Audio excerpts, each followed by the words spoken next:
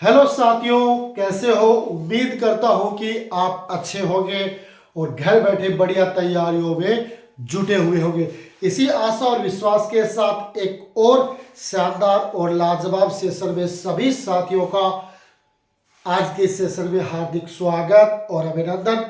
साथियों, बात कर रहे हैं commerce grade first paper second और कुछ इंपॉर्टेंट टॉपिक अपन ने कर लिए हैं और आगे अपन कुछ और इम्पोर्टेंट है वो आज के सेशन में करने वाले हैं। जो भी साथी हमारे साथ जुड़ गए हैं उन सबका धन्यवाद और निवेदन इतना सा कि आपको बस एक ही काम करना है कि आप सिर्फ और सिर्फ इस चैनल को आप विजिट कर गए तो इसका मतलब है आप इस परिवार के सदस्य बनना चाहते हैं तो फटाफट इस चैनल को सब्सक्राइब कर ले, साथ में बेल आइकन दबा दे और आज का सेशन है वो अपने साथियों के साथ अपने व्हाट्सएप ग्रुप में शेयर कर दे ताकि उनको लगे कि वास्तव में कॉमर्स की भी क्लास है वो इस ऑनलाइन प्लेटफॉर्म के जो डिजिटल माध्यम है उसमें आपको उपलब्ध हो रही है और घर बैठे आप बहुत ही अच्छी और शानदार तैयारियों में जुटे हुए हैं। मैं बात को आगे बढ़ाना चाहूंगा। पिछला जो सेशन था उसमें अपन ने बात की थी ऋण पत्रों का निर्गमन, है ना। ऋण पत्रों का निर्गमन की परिभाषाएं देखी थी, उसके अलावा अपन ने ऋण पत्रों की विशेषताएं देखी थी, है ना। और बाद में अपन ने चर्चा की थी ऋण पत्रों के प्रकार कि कौन कौन से ऋण पत्र होते हैं, सुरक्षा के आधार पर कौन से होते हैं, शोधन के आधार पर कौन से होते हैं, पुनर्भुगतान के आधार पर कौन से होते हैं, है ना, परिवर्तन के आधार पर कौन से होते हैं। यानी तमाम उन ऋण पत्रों पर पॉइंट टू पॉइंट अपन ने बातें की थी। फिर भी साथियों, किसी साथी के कोई डाउट हो, कोई संशय हो तो डाउट देखो बिल्कुल भी माइंड में नहीं रखना है। आपको डाउट है वो सारे क्लियर करते हुए चलने हैं और आपका जो डाउट है वो आप कमेंट बॉक्स के माध्यम से हमसे क्लियर कर लीजिए ताकि फिर जब आप आगे बढ़ते जाओ तो हर पॉइंट है वो आपका स्टिक और क्लियर हो, कहीं आपकी कोई दिक्कतें नहीं आए।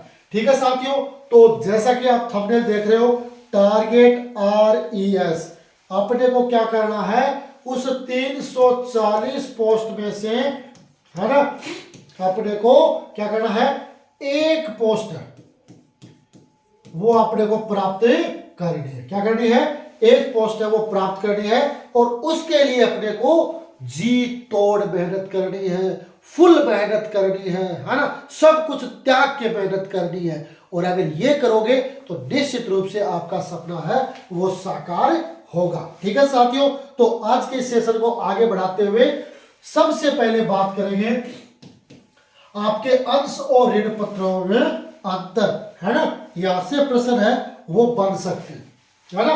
अंश और ऋण पत्रों में अंतर बात करेंगे। देखो स्वामित्व, है ना, तो अंशधारी होते हैं ना वो कंपनी के स्वामी होते हैं, जबकि ऋण पत्रधारी है वो क्या होते हैं ऋणदाता होते हैं, वो ऋणदाता कहलाते हैं, है ना। तो एक पॉइंट के आधार पर हो गया। परीक्षा में प्रश्न आता है कंपनी के वास्तविक स्वामी होते हैं तो अंशधारी, है ना, कंपनी के वास्तविक ऋणदाता होते हैं तो ऋण पत्रधारी, है ना। तो ये अपने को ध्यान में रखना है कि अंशधारी होते हैं ना वो इसमें भी आपके जो इक्विटी है, इक्विटी शेयर है वो कंपनी के स्वामी होते हैं और ऋण पत्रों में जो ऋण पत्र के धारक होते हैं ना वो ऋण दाता होते हैं। ठीक है, दूसरा पॉइंट अपन बात करेंगे, क्या करेंगे हिस्सा, है ना, हिस्सा की बात करेंगे तो अंश कंपनी की पूंजी का क्या होते हैं हिस्सा होते हैं।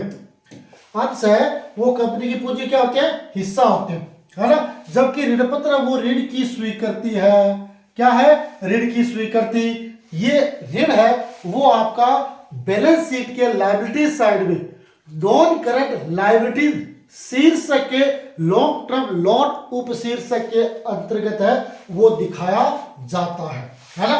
ऋण पत्र है उसका लोन या लायबिलिटीज है वो दीर्घकालीन होती है ना, लंबे समय के लिए ये ऋण पत्र है वो लिए जाते हैं। ठीक है, तो ये ध्यान रखना कि हिस्सा में बात करेंगे तो अंश कंपनी की पूंजी का हिस्सा है और जबकि ये ऋण की स्वीकृति है। अवधि की बात करेंगे तो अंश निर्गमन द्वारा दीर्घकालीन स्थायी पूंजी प्राप्त की जाती है ना। अंश निर्गमन के द्वारा कंपनी है वो दीर्घकाल के लिए स्थायी पूंजी वो प्राप्त करती है, जबकि ऋण पत्रों के द्वारा दीर्घकालीन एवं मध्यकालीन अस्थायी पूंजी प्राप्त की जाती है, क्योंकि इसमें दीर्घकालीन भी हो सकती है, जैसे 10 वर्ष से ज्यादा हो सकती है, मध्यकालीन 2 से 5 वर्ष के बीच में हो सकती है, लेकिन ये अस्थायी होती है। जो इसकी डेट निर्धारित कर दी है उस डेट पर उन्हें भुगतान करना पड़ेगा ब्याज सहित, है ना। अगर मध्यकालीन है तो 2 से 5 वर्ष हो सकता है, दीर्घकालीन है तो 10 से अधिक वर्षों के लिए ये पूंजी हो सकती है, लेकिन इनकी जो डेट होगी उस डेट पर क्या करना पड़ेगा, भुगतान करना पड़ेगा, उससे ज्यादा आप इंतजार नहीं कर सकते। जबकि अंश पूंजी है वो अंशों की स्थायी पूंजी के रूप में मानी जाती है, ठीक है।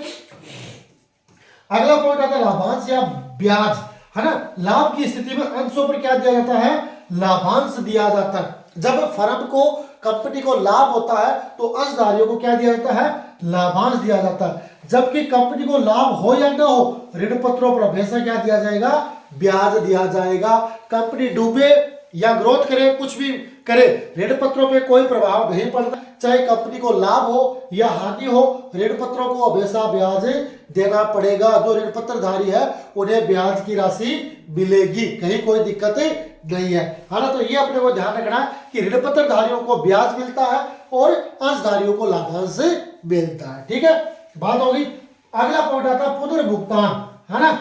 कंपनी जो अंश होते हैं कि कंपनी के जीवन काल में सामान्यतः अंशों का भुगतान नहीं किया जाता है ना। कंपनी के जीवन काल में सामान्यतः अंशों का भुगतान नहीं किया जाता है, जबकि एक निश्चित अवधि के पश्चात ऋण पत्रों का शोधन या पुनर्भुगतान है वो कर दिया जाता है। अब आप बात करोगे सर अशोधनीय अंश है उसका तो समापन ही होता है। हाँ, अशोधनीय जो आपके ऋण पत्र होते हैं उनका भुगतान है कंपनी के समापन पर ही किया जाता है, लेकिन जो आपके शोधनीय ऋण पत्र है या बाकी और ऋण पत्र है उनका शोधन या पुनर्भुगतान है वो एक निश्चित अवधि के बाद है वो कर दिया जाता है ना, ठीक है। तो ये हो गया और पॉइंट। उसके बाद बट्टे पर निर्गमन, है ना। तो अंशों का बट्टे पर निर्गमन नहीं किया जा सकता।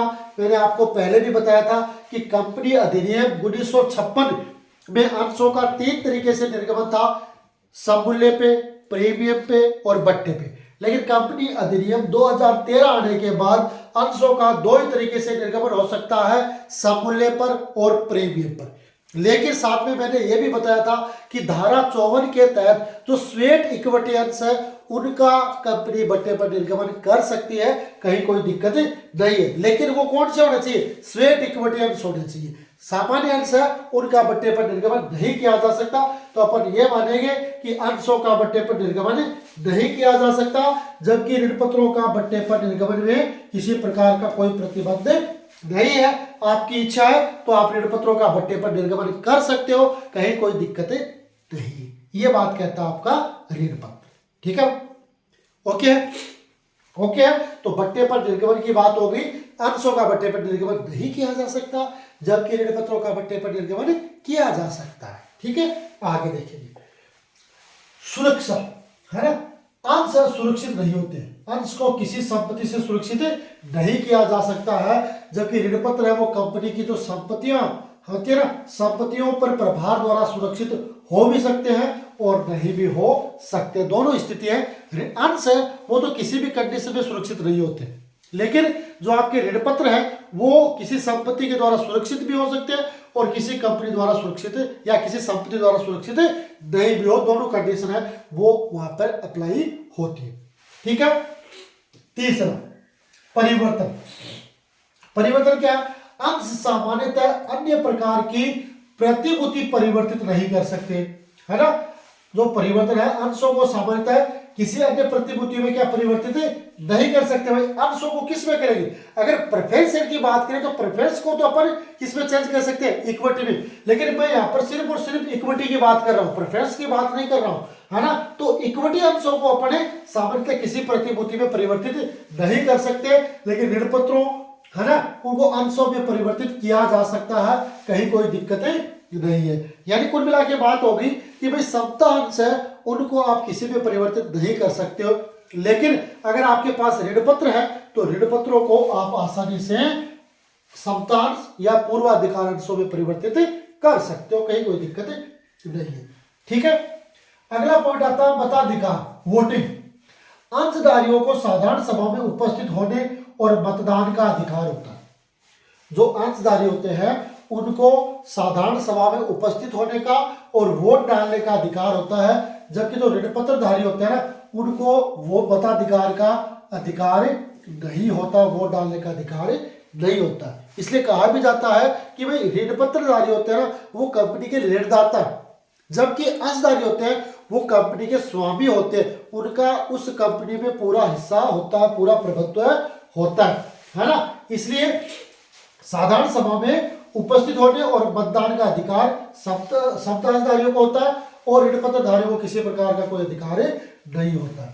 जोखिम है ना, अंशों में विनियोग पर जोखिम अधिक होता है ना, अंशों में विनियोग पर जोखिम अधिक होता है और ऋण पत्रों में अंशों की अपेक्षा जोखिम है वो कम होता है, क्योंकि अगर वो सुरक्षित है, किसी संपत्ति द्वारा सुरक्षित है तो कोई दिक्कत नहीं है, और असुरक्षित है तो भी कंपनी जब जाएगी बंद होगी तो कुछ न कुछ राशि उनको तो जरूर है वो बिल जाएगी, कहीं कोई दिक्कत नहीं है। लेकिन अगर बात करें अंशों की तो अंशों में जोखिम अधिक होगा, क्योंकि कंपनी को जब लाभ होगा तभी अंशों को कुछ न कुछ मिलेगा, अगर हानि होती है तो उनको कुछ भी नहीं मिलता है। ठीक है,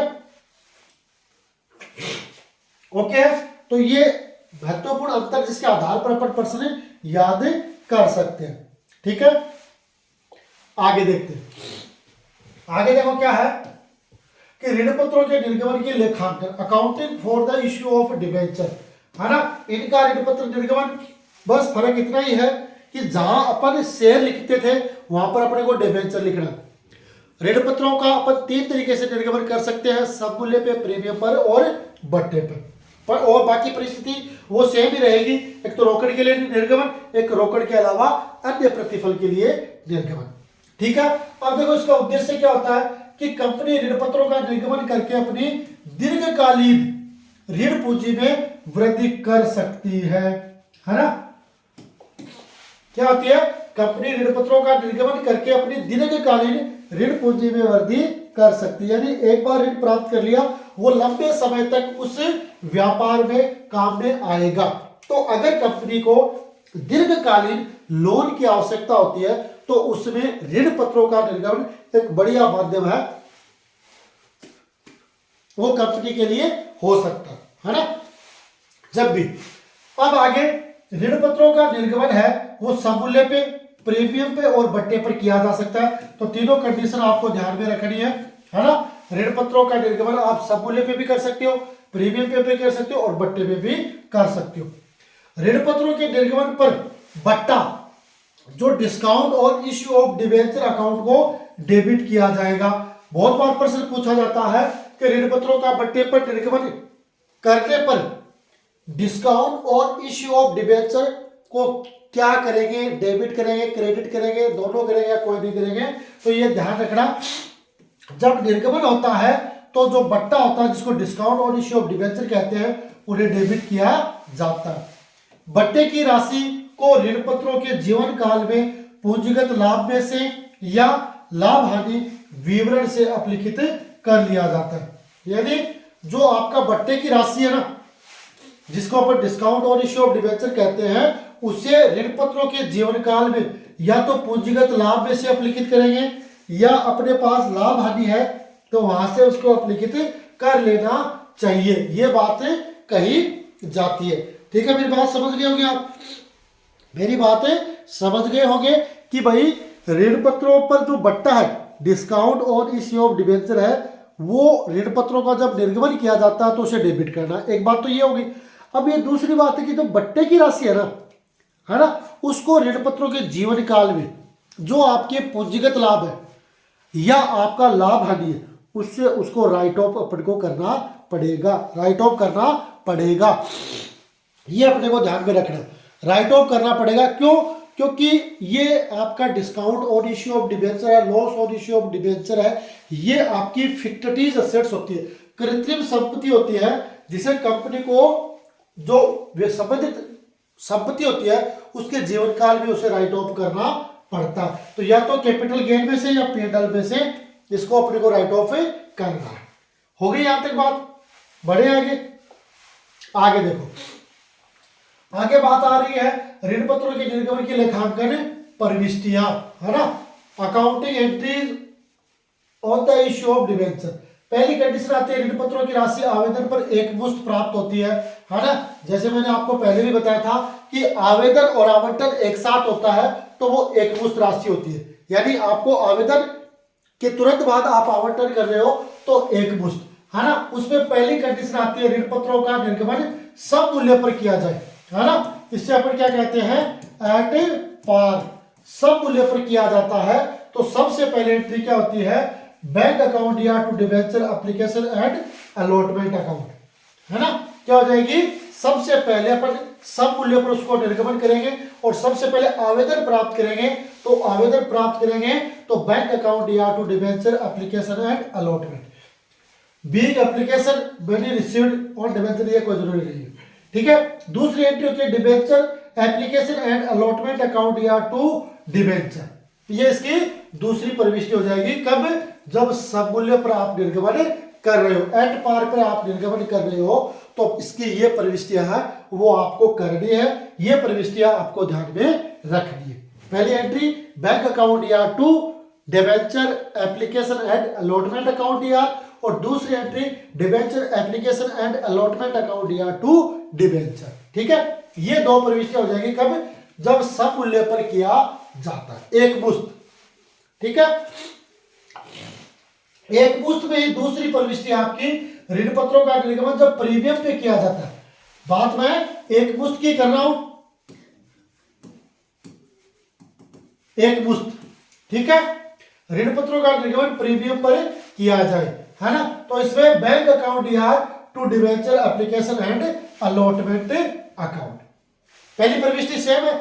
दूसरी में क्या होगा, debenture application and allotment account या to debenture to security premium. ये कब, जब एकमुश्त राशि प्राप्त होती है और ऋण पत्रों का निर्गमन है प्रीमियम पर किया जाता है, तो अपने को ये प्रविष्टि ध्यान में रखनी है। बस इतना सा चेंज है, पहली प्रविष्टि सेम है, यहाँ ये भी सेम है, और बस इतना सा यहाँ पे टू सिक्योरिटी प्रीमियम और आ गया साथ में, बाकी सेम है, कहीं कोई दिक्कत नहीं है। तो एकमुश्त में प्रीमियम पे। तीसरी कंडीशन आती है ऋण पत्रों का निर्गमन बट्टे पर किया जाए, है ना। ये भी कंडीशन कौन सी आपकी, एकमुश्त, लम सम कहते हैं ना, एकमुश्त पेमेंट किया जा रहा, तो इसकी भी पहली प्रविष्टि वही होगी, बैंक अकाउंट या to debenture application and allotment.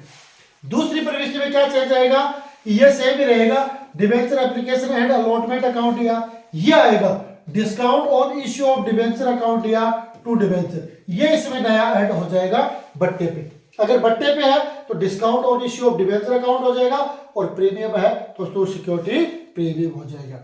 अब ये discount on issue of debenture है, ये आपकी कृत्रिम संपत्ति होती है, और इसको ऋण पत्र के जीवन काल में से आपको क्या करना है, या तो कैपिटल गेन में से या लाभ हानि खाते से इसको राइट ऑफ करना पड़ता है, और उसकी प्रविष्टि क्या हो जाएगी, P&L अकाउंट या to discount on issue of debenture account, और ये राशि है राइट ऑफ हो जाएगी, ठीक है, ओके।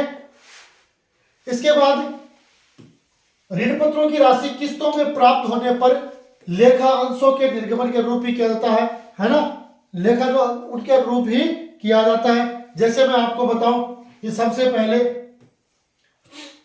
है ना, किस्तों में होता है, तो सबसे पहले आवेदन पर, है ना, तो आवेदन पर एंट्री क्या होगी, bank account DR to debenture application account, ठीक है।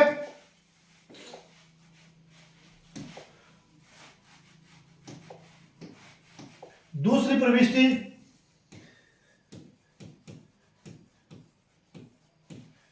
आवेदन पर प्राप्त राशि को पूंजी खाते में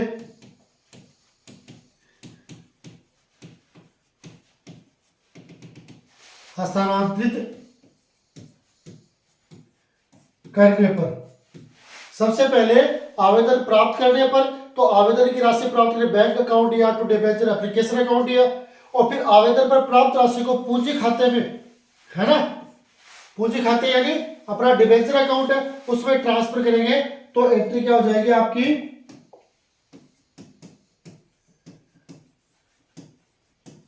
डिबेंचर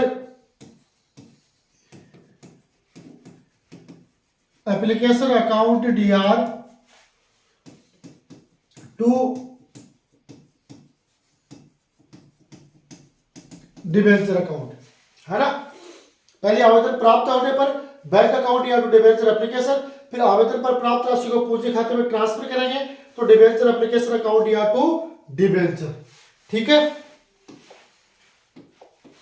इसके बाद 3 नंबर,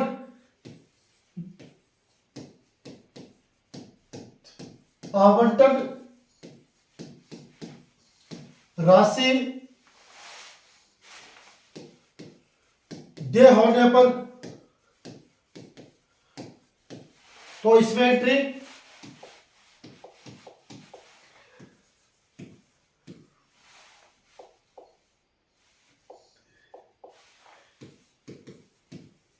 क्या हो जाएगी, debenture allotment account DR to debenture, ठीक है। चौथी, आवंटन राशि प्राप्त होने पर, आवंटन राशि प्राप्त होने पर प्राप्त होगी तो bank account DR to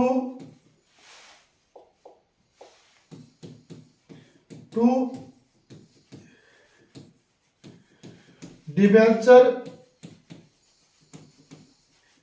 allotment account, ठीक है। आवंटन राशि दी होगी तो डिबेंचर अलॉटमेंट अकाउंट या टू डिबेंचर, और आवंटन राशि प्राप्त होगी तो बैंक अकाउंट या टू डिबेंचर अलॉटमेंट, ठीक है। फिर 5 number,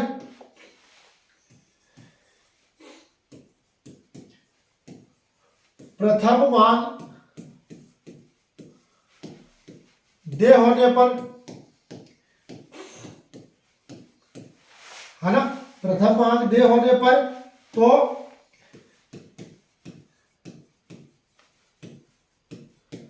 debenture first call account DR to debenture account, है ना। इसके बाद 6 नंबर, प्रथम मांग की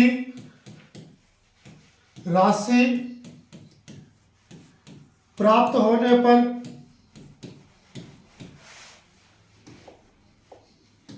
तो इसमें एंट्री हो जाएगी बैंक अकाउंट डीआर टू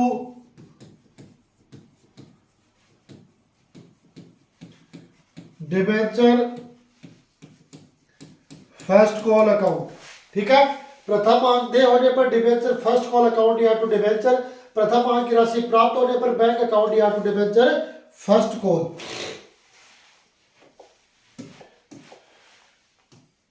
7, द्वितीय एवं अंतिम मांग दे होने पर तो इसमें debenture second and final call account DR to debenture, ठीक है।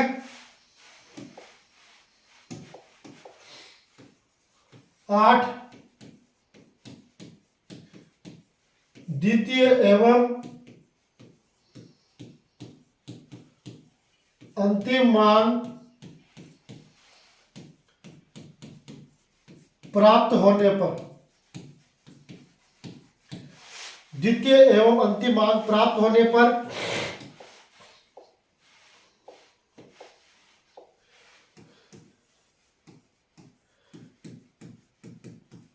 Bank account DR to debenture second and final call account. ठीक है, ये इसकी प्रविष्टि हो जाएगी। तो कुल मिलाकर आपके जिस प्रकार अंशों का निर्गमन करते हैं वैसे ही इन ऋण पत्रों का भी निर्गमन आप कर सकते हो, और वही सेम तरीका है, वही आपकी प्रविष्टि है। जहां आप अंशों के प्रयोग कर रहे थे, शेयर का नाम प्रयोग कर रहे थे, वहां आपको डिबेंचर का नाम यूज करना है, और उसके बाद आपकी वही आवेदन, वही आवंटन, वही फर्स्ट कॉल, वही सेकंड कॉल, इस तरीके से आपको ये प्रविष्टियां करनी है। तो ये नॉर्मली प्रविष्टियां जो मैंने आपके लिए क्लियर की है, क्योंकि वैसे बहुत ज्यादा संभावना नहीं है कि ऐसी कोई प्रविष्टि पूछे, लेकिन फिर भी कई बार पूछ लेता है कि भाई इनमें से कौन सा खाता वो डेबिट होगा, कौन सा क्रेडिट होगा। बहुत बार ऐसे क्वेश्चन है वो पूछे जाते हैं। तो ये चीज है वो आपकी क्लियर होना बहुत जरूरी है, और जब ये क्लियर हो जाती है तो फिर आगे जब आप यूजी पीजी का जो पाठ्यक्रम देखते हो उस समय आपको दिक्कतें नहीं होती है। ये आपकी नींव होती है, और नींव जितनी ज्यादा मजबूत होगी आगे आपको उतना ही ज्यादा बेनिफिट भी होगा। तो ठीक है, ये 8 एंट्रियां आप ध्यान में रख सकते हो। एज इट इज आपके जिस प्रकार अंशों का निर्गमन होता है वैसे ही आपके ऋण पत्रों का निर्गमन भी होता है। ठीक है, बढ़े आगे। इसके बाद आता है अधिअभिधान, जिसे अपन क्या कहते हैं, ओवर सब्सक्रिप्शन। तो जिस प्रकार अंशों में जितने अंश आप निर्गमित करते हो उससे ज्यादा के लिए आवेदन आता है वो और सब्सक्रिप्शन। उसी प्रकार ऋण पत्रों के लिए भी जितने ऋण पत्र आपने जारी किए उससे ज्यादा के लिए आवेदन आता है वो आपका और सब्सक्रिप्शन में ही कहलाता है। यदि निर्गमित किए जाने वाले ऋण पत्रों की अपेक्षा अधिक ऋण पत्रों के क्रय हेतु आवेदन प्राप्त होते हैं तो यह स्थिति अधिअभिधान यानी और सब्सक्रिप्शन की स्थिति है वो कहलाती है ना। जितने अंश आपने निर्गमित किए, जितने आपने ऋण पत्र निर्गमित किए उससे ज्यादा के लिए आवेदन है वो आपका और सब्सक्रिप्शन की कैटेगरी में आता है। ठीक है, आगे देखते हैं ऋण पत्रों का चिट्ठे में प्रकटीकरण, है ना। ये इंपॉर्टेंट है। Disclosure of debenture in balance sheet. ऋण पत्र है कि ऋण पत्रों की राशि को चिट्ठे, है ना, चिट्ठे के इक्विटी एंड लायबिलिटीज भाग में जो लॉन्ग टर्म लायबिलिटीज शीर्षक के उपशीर्षक लॉन्ग टर्म बोरोविंग के अंतर्गत दर्शाया जाता है ना। जो आपके ऋण पत्र है उसको इक्विटी एंड लायबिलिटीज भाग में जो लॉन्ग टर्म लायबिलिटीज है उस लॉन्ग टर्म लायबिलिटीज शीर्षक के उपशीर्षक लॉन्ग टर्म बोरोविंग के अंतर्गत दर्शाया जाता है। ठीक है, ये अपने को ध्यान में रखना। तो शीर्षक और उपशीर्षक है दोनों के अपने को ध्यान में रखने। यदि बकाया ऋण पत्रों का भुगतान चिट्ठे की तिथि से आगामी 2 माह में होना है तो ऐसे ऋण पत्रों को करंट लायबिलिटीज शीर्षक के उपशीर्षक अदर करंट लायबिलिटीज के अंतर्गत दिखाना। ठीक है, समझ गए मेरी बात। अगर ये अपने लिए लॉन्ग टर्म के लिए है, लंबी अवधि के लिए ऋण है तो अपने को लॉन्ग टर्म लायबिलिटी शीर्षक के लॉन्ग टर्म बोरोविंग उपशीर्षक में दिखाना है। लेकिन इसका भुगतान अपने को 10-15 दिन में होना है, 2 महीने, 5 महीने, 7 महीने, 12 माह से कम अवधि में होना है ना। तो ये आपका करंट लायबिलिटीज शीर्षक के उपशीर्षक अदर करंट लायबिलिटीज के अंतर्गत दर्शाया जाएगा। ठीक है, समझ गए मेरी बात। ओके है, समझ में आ रही है जो चीज बता रहा हूं मैं। तो देखो साथियों, ये था आज का एक और शानदार संक्षिप्त इंपॉर्टेंट सेशन जो मैंने आपके साथ शेयर किया है। निश्चित रूप से आज का जो सेशन है वो आपके एग्जाम के लिए एक तरीके से मील का पत्थर है, वो साबित होगा, ऐसी हम आशा और विश्वास रखते हैं। अगर आप भी ऐसा सोचते हैं तो ये काम आपको जरूर करना है, और वो काम ये है कि आप जब वीडियो देख रहे हो तो आप वीडियो स्टार्ट से लेकर एंड तक पूरा देखें, ताकि हर पॉइंट है वो आपको समझ में आए। साथ में अगर आपको लगे कि आज का सेशन है वो हमारे लिए फायदेमंद रहा तो आज के सेशन को लाइक कर दें, चैनल को सब्सक्राइब कर लें और साथ में इस सेशन को अपने साथियों के साथ अपने व्हाट्सएप ग्रुप में आप शेयर कर दें ताकि और जो साथी हैं उनको भी आज के इस सेशन का फायदा मिल सके। हमारा उद्देश्य सिर्फ और सिर्फ कॉमर्स के जो विद्यार्थी हैं उनको घर बैठे एक ऐसा मटेरियल डिलीवर करना है ताकि उनको लगे कि वास्तव में अब हमारे पास एक बढ़िया मौका है अपने आप को गजेटेड ऑफिसर की इस बड़ी भर्ती में सेलेक्ट करवाने का। और अगर आप ये उम्मीद करते हो कि हमें आरएएस बनना है तो हमारे साथ जुड़ते जाओ और लेटेस्ट कोई भी अपडेट आप जानना चाहते हो तो आप हमारे व्हाट्सएप चैनल और टेलीग्राम चैनल दोनों को ज्वाइन कर लीजिए। दोनों के लिंक आपको वीडियो के डिस्क्रिप्शन में मिल जाएंगे। आप इस परिवार के सदस्य बन जाए। हम आपको बढ़िया बढ़िया जो बेटर है इंफॉर्मेशन है, सरकारी जॉब से जानकारियां, रिलेटेड जानकारियां वो आपको घर बैठे मिलती रहेगी। तो ये था आज का छोटा सा सेशन। अगर आपको अच्छा लगा तो लाइक करें। इसी आशा और विश्वास के साथ आज के लिए इतना ही। मिलेंगे अगले सेशन में, तब तक के लिए जय हिंद, जय भारत।